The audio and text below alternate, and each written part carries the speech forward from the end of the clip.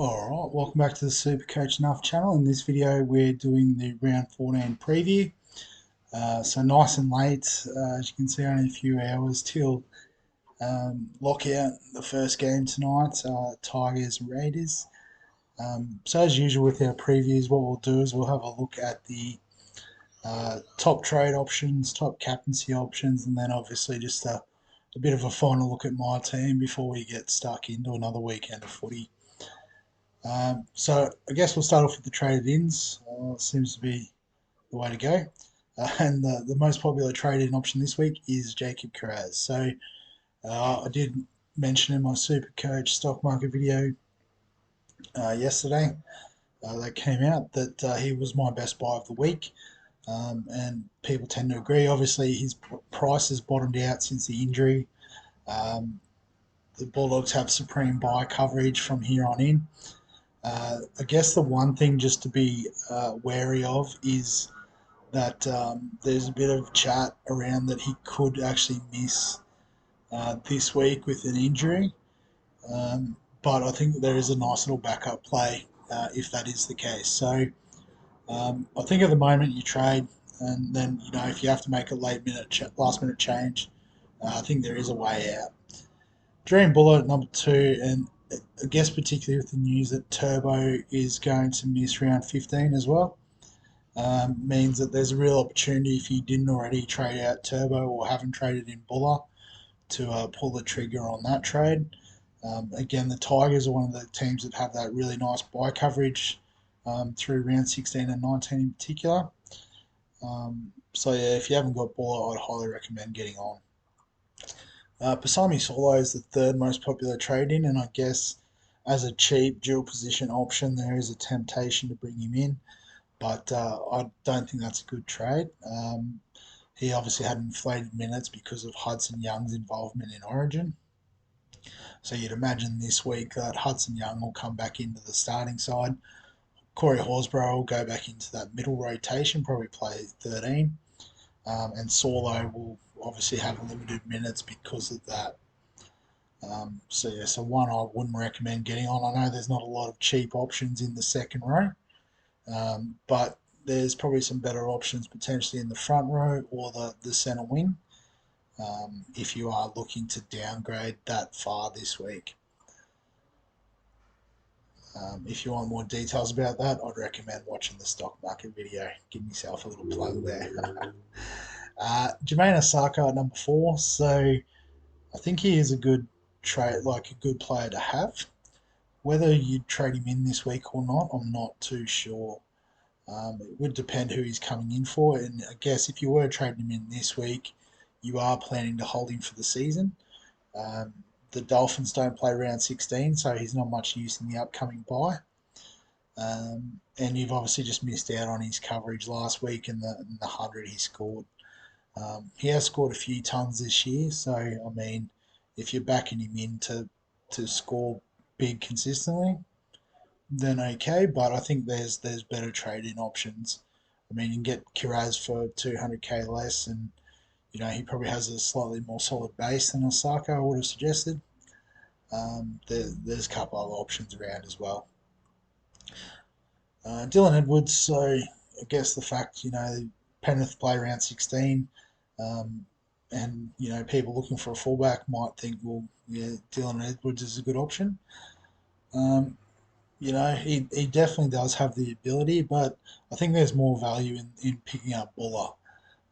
So if you are looking to trade in a fullback this week, he wouldn't be my first choice, but if you, again, sort of like a Sako, if you're backing him in for the rest of the season, then, I mean, you could definitely go with Dylan Edwards.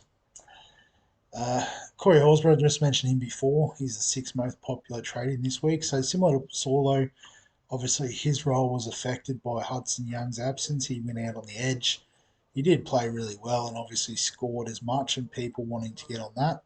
But again, similar to Osako, doesn't play round 16. With Tom Gilbert out, he could actually be a chance of playing Origin anyway. So, that could affect his minutes and whatnot around, playing Origin, backing up, that sort of thing. So I don't think at the price and and the situation that Horsburgh is the best trading option either. But number 7 is probably one of the best trading options going around in Britain Nikora. So if you are looking at a second row premium option, I think after David Fafita, he would be my next target. I had him in my team for a while now and really enjoying that. Have also been enjoying the sort of pod nature of his inclusion, but I can sort of see that that might not be the case going forward. So, yeah, get on. I highly recommend. Nick Meaney at number 8. So, anytime we can get a goal kicking fullback that'll cover the buy round, I mean, it's probably not the worst shout. So, I'd probably look at him over Osaka at the moment just purely because of the buy coverage.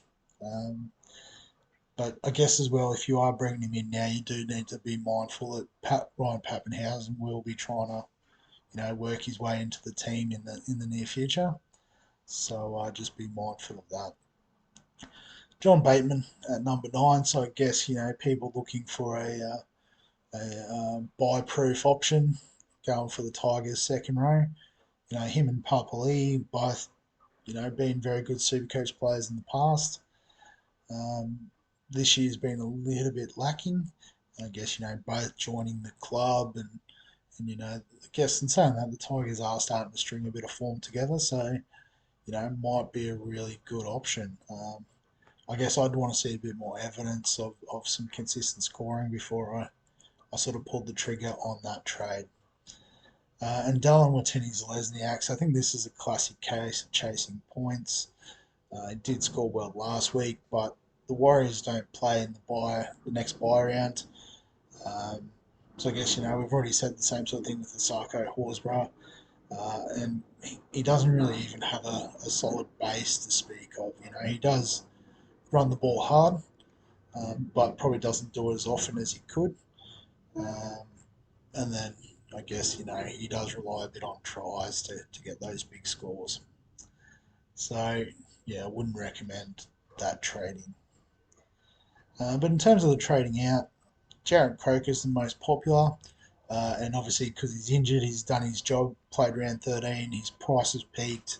It's sort of the perfect storm to trade him out. So, absolutely, can get on board. As you can see, it's only about 60, 70k to get from him to Kiraz. So, if you've got that money, that would be an excellent trade, I would have thought. There is also downgrade options if need be. Latrell Mitchell's number 2, so I guess with the calf injury, he's not available. Um, I guess at the price point, a lot of people might be trading him to Dylan Edwards, and we can probably have a look at that in a minute too. Um, but if you can find a way to hold him, if you've got him and say Dream Buller, I think that wouldn't be the worst sort of shout for a couple of weeks. Obviously, when Tom Trbojevic comes back in round 17, might be a good time to flip Buller then. And then obviously you've got your 2 guns for the run home.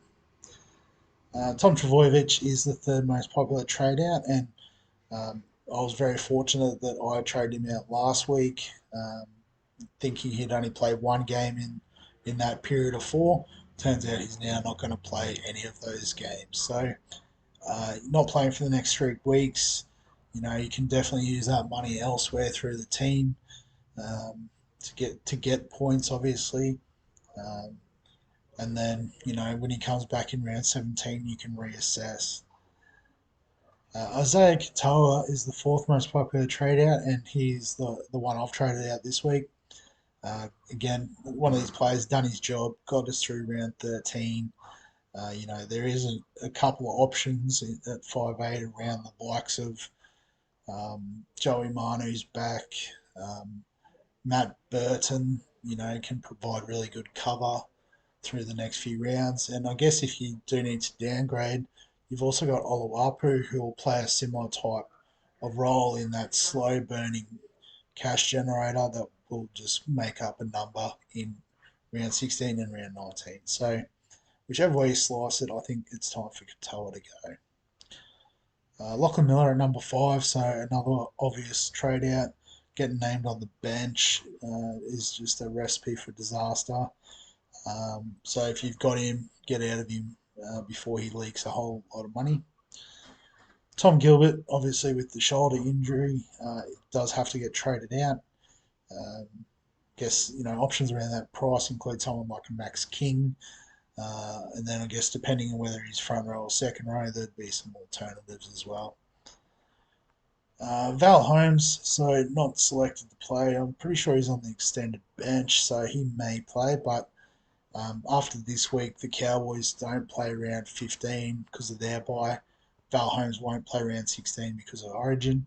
So, it's a good opportunity to get out of the pick. And, there's plenty of options around 600k in the centre wing that will do a job for you over the next few weeks.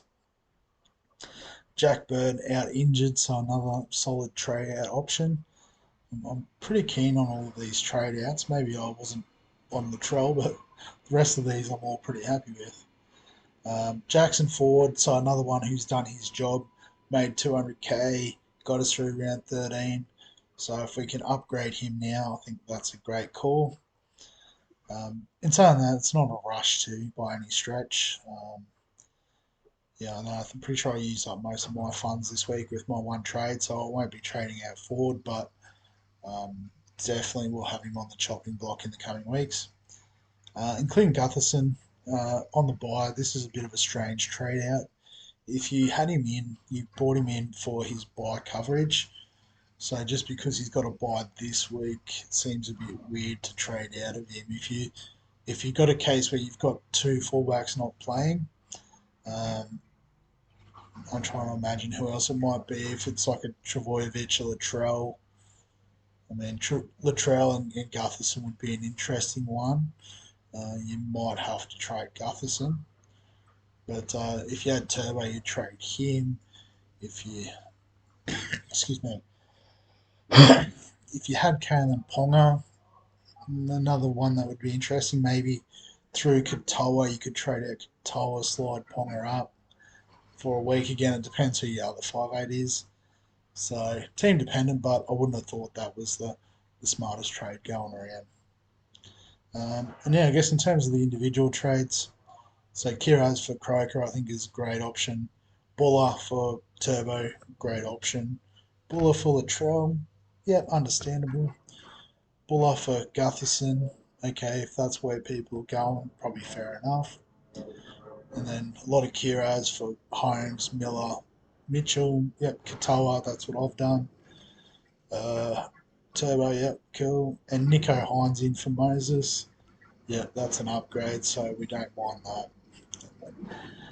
In terms of the captaincy picks this week, captain's choice or coaches, so sort of most popular.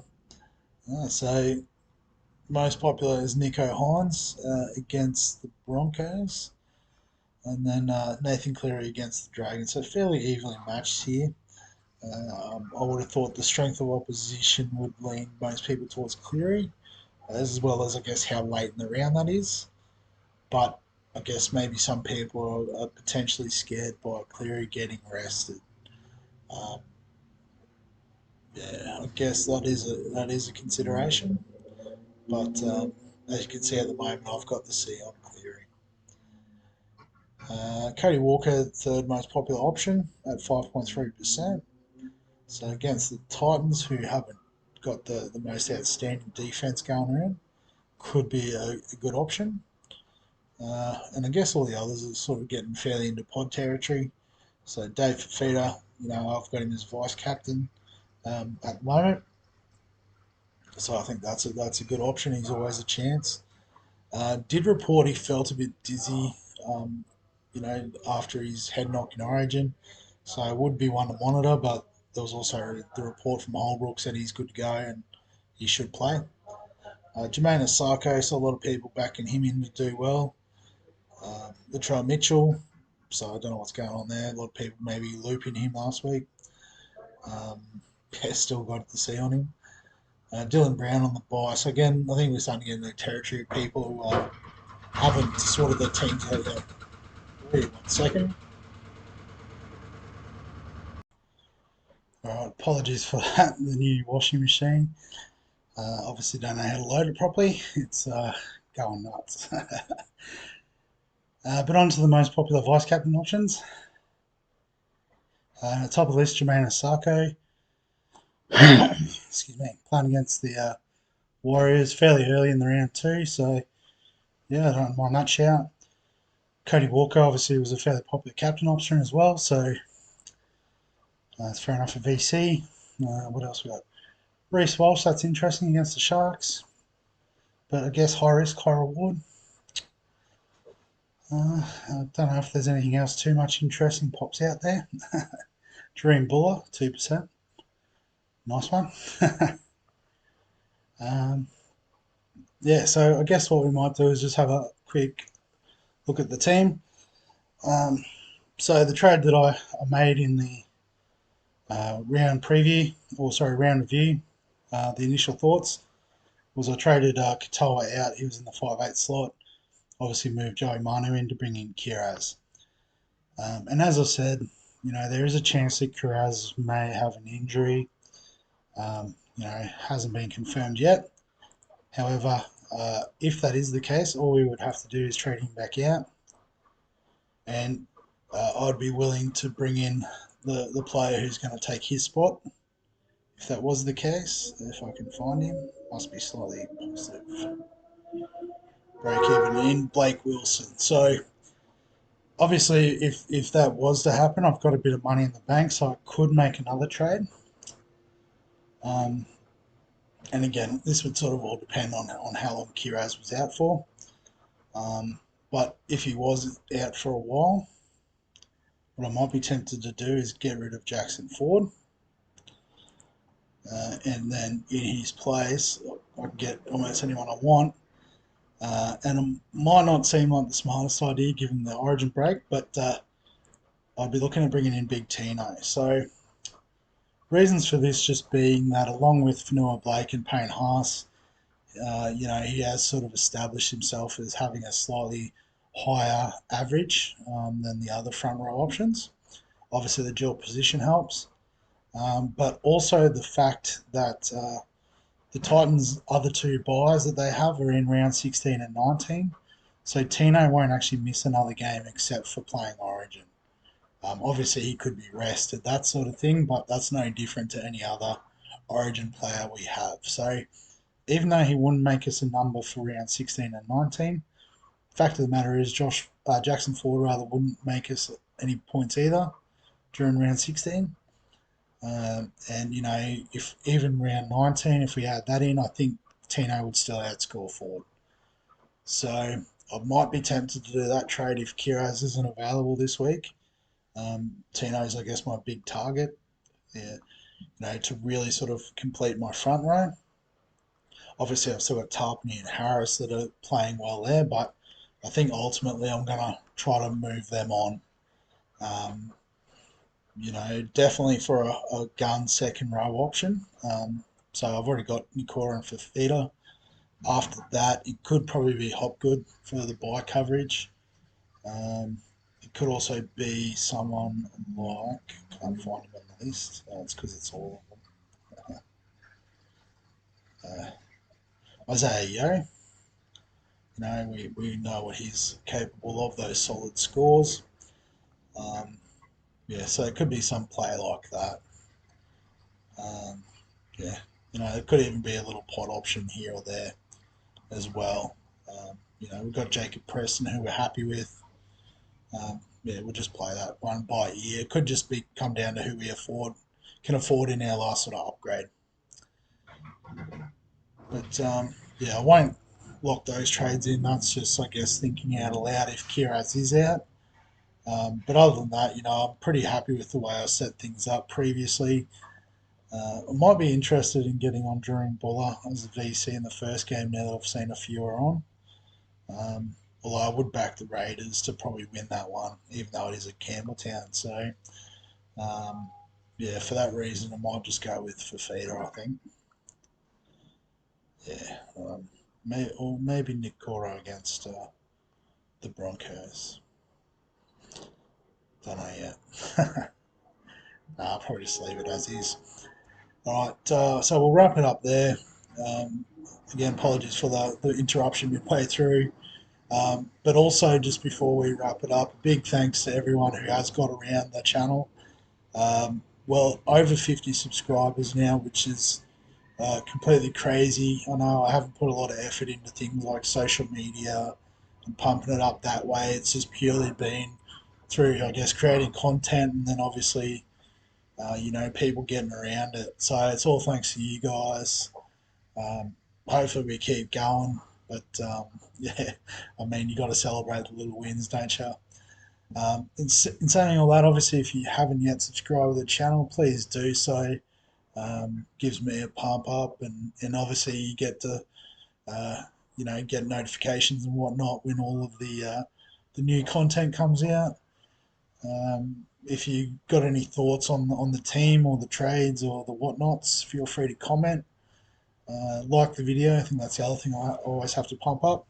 And other than that, I'll catch you in the next one.